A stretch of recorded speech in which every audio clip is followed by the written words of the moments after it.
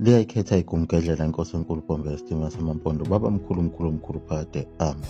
Kuningi kakhulu okwase kubonwe yibo abelungu ngalo muzi wakhe uShembe okuthiwa kusekuphakameni, kanye nazo zonke izinto ayesezenzile lapho ezibonakalayo ukuthi akuyena umuntu.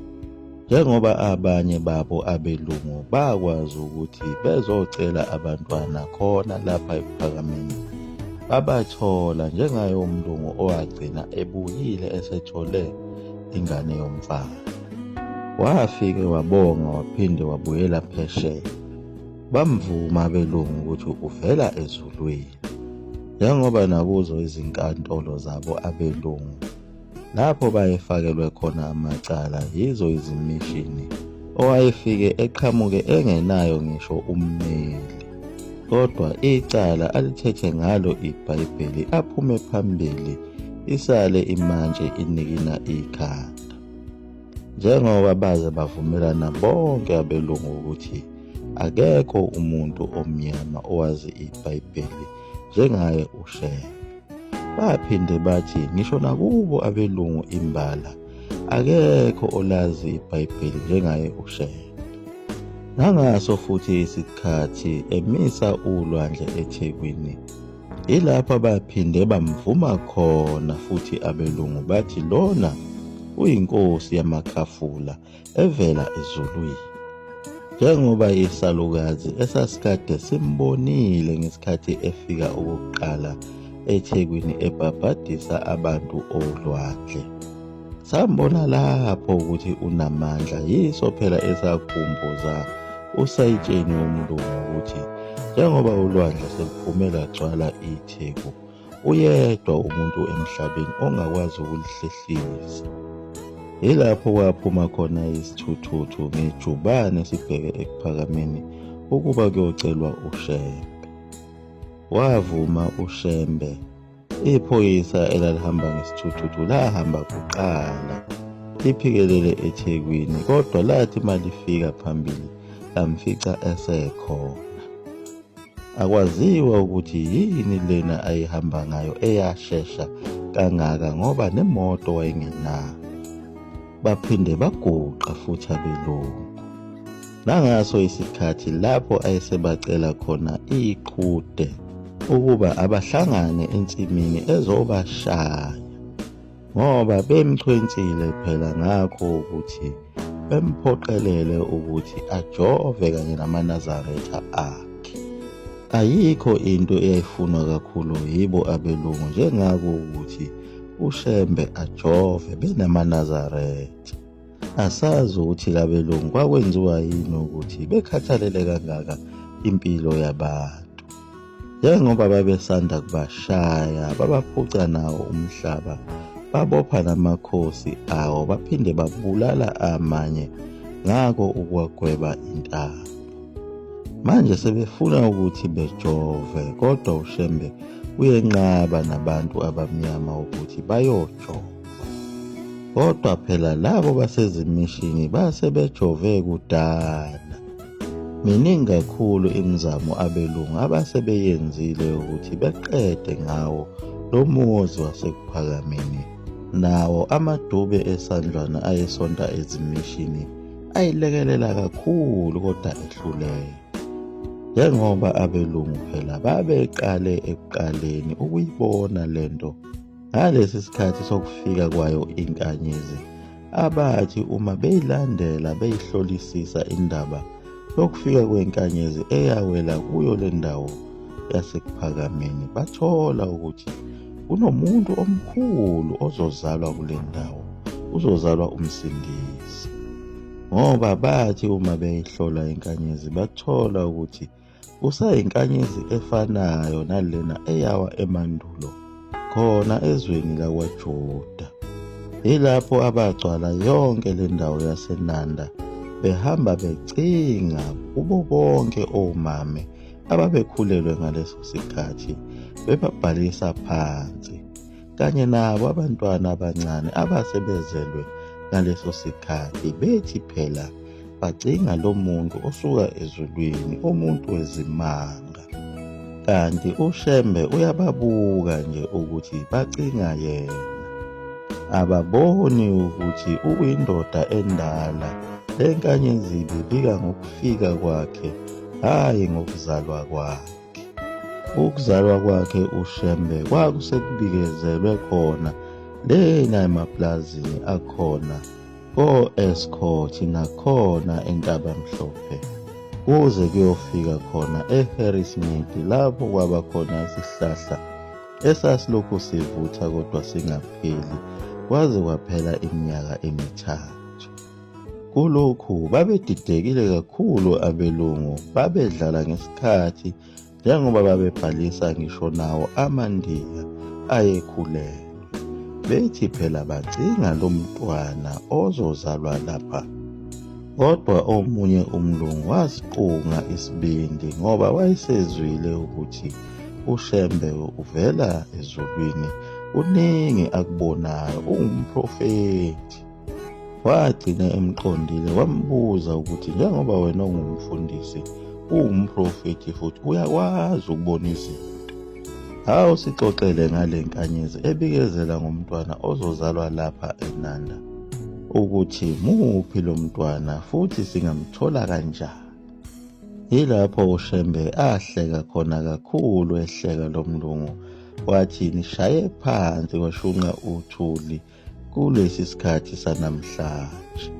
Lo mntwana enimfunayo angeke nize nimthole ngoba usaba yikhehla lidala kakhulu.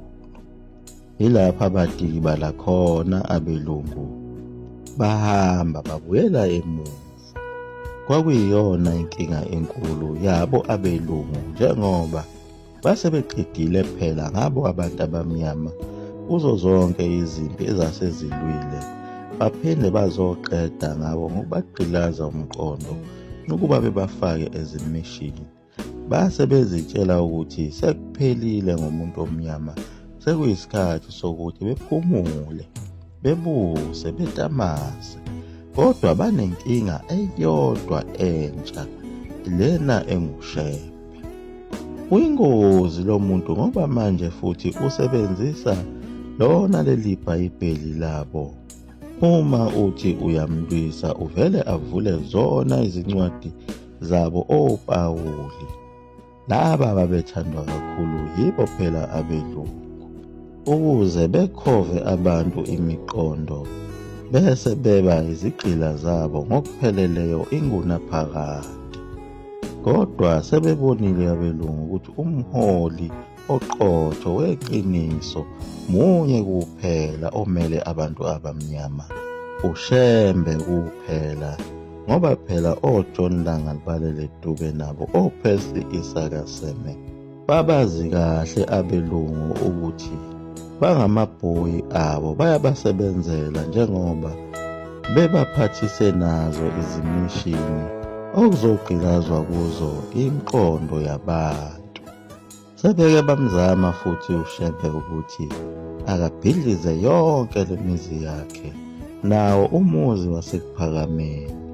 Emveni kwalokho abuyele ezweni lakubo ukuze bonke labantu abamnyama abaqoqile bezobuyela ezimishini.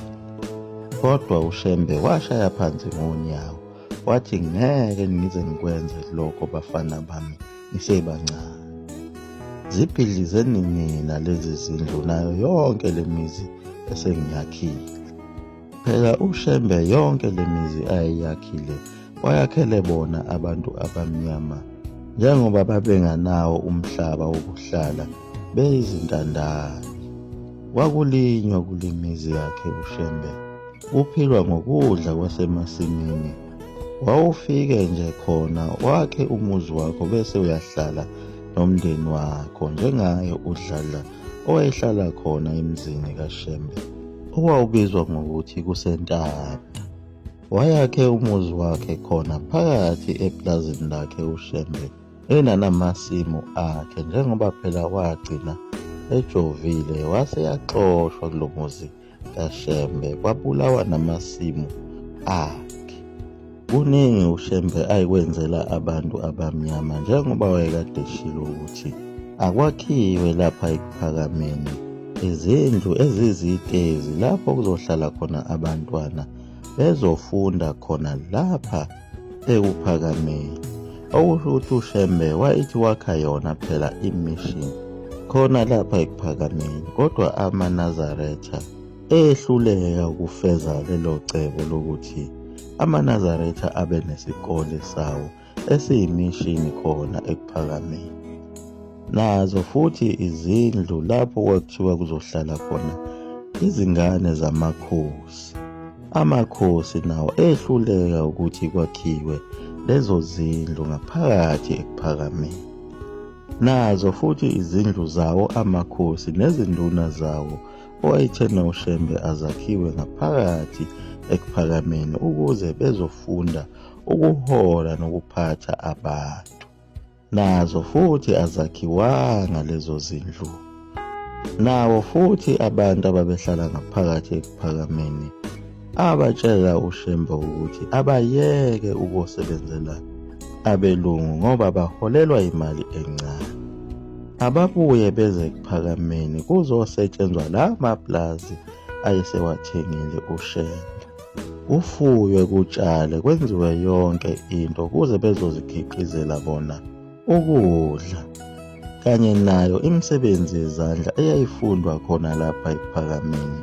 Kodwa abantu ababesebenza eThekwini abakuthandanga lokho, ngenxa yako ukuthi abantu abamnyama base bethembele kakhulu kuye umlungu, bemthanda futhi lo mlungu, sebekholelwa ukuthi ngeke bekwazi ukuphila ngaphandle kwakhe. Yilapho-ke abelungu baze bathola intuba yokusondela kuye uShembe, lapho kwafika khona ofada ababili bamaRoma behamba ngazo izithuthuthu.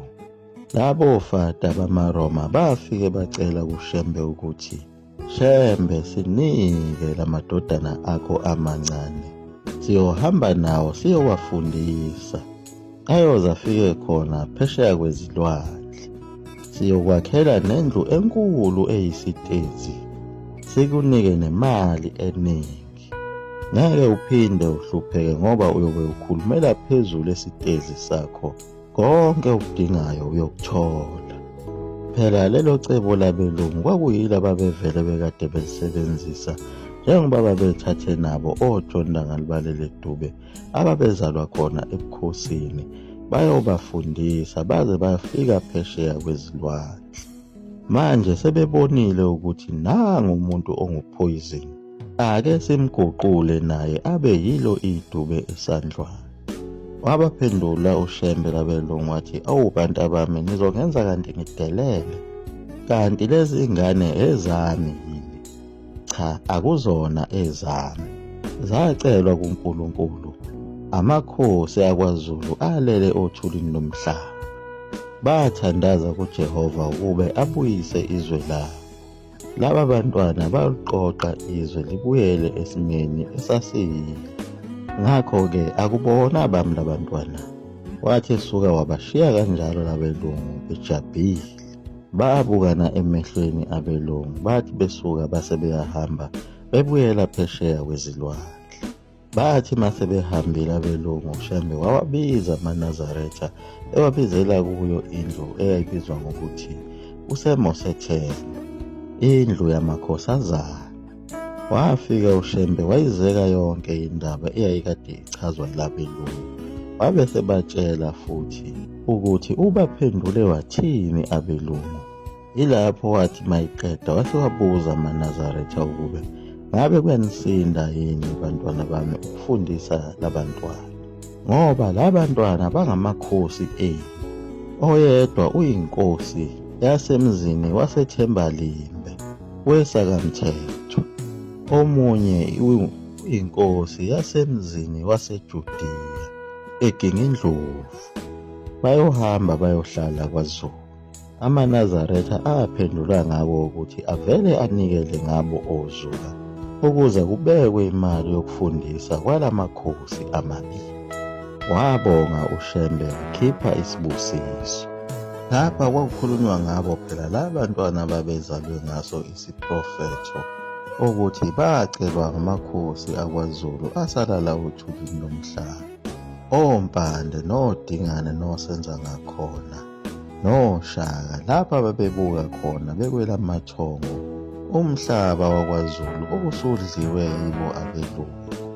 Njengoba indawo eyayikhandwe wuye uShaka eyayisebenzele kanzima eyayisuka eButhonga ehlukaniselana neSwaziland kanye neMozambiki igudle ngey'ntaba zokhahlamba ize iyofika eHardini ePort Edward lapho uShembe ekade ehla entabeni eNhlangakazi anqamula khona phela eholwa ingelosi okuthiwa iyomisa kwelaKwaZulu kanti izomdusa imuse laphayana emampondweni eHarding lapho afika akhanda khona ithempeli lokuqala elabizwa ngayo iFoundation.